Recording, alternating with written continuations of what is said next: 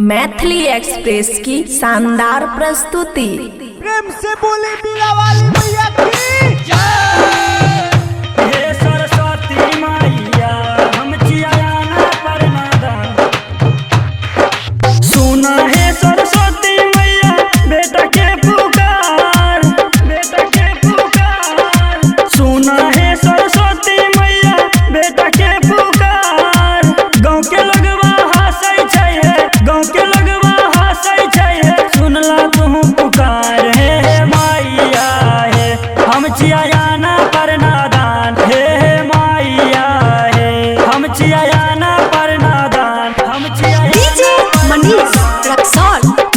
हे सरस्वती मैया हम चियाना पर नादान। हे सरस्वती मैया हम चियाना पर नादान।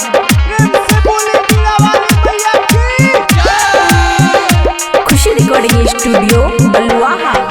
बीस के देवी सरस्वती माता चरण में लिहा बसाए, चरण में लिहा बसाए। बीस के देवी सरस्वती माता चरण में लिहा बसाए। दीप धूप रूल चढ़ैबा, दीप धूप रूल चढ़ैबा। चरण में माई तोहार हे सरस्वती मैया हम चियाना पर नादान। हे सरस्वती मैया हम चियाना पर डीजे नादान। मनीष रक्सौल।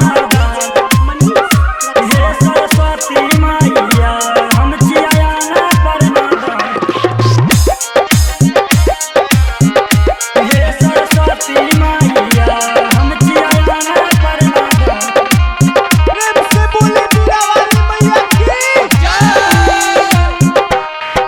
सुनील सवरिया गाम छ भजनिया लिया न लाज बचाए, लिया न लाज बचाए। सुनील सवरिया गाम छ भजनिया लिया न लाज बचाए। महिमा तोहर महानी है माई, महिमा तोहर महानी है माई। पूजै छा संसार हे सरस्वती मैया हम चियाना पर नादान। हे सरस्वती मैया हम चियाना पर नादान। खुशी रिकॉर्डिंग स्टूडियो बलुआहा।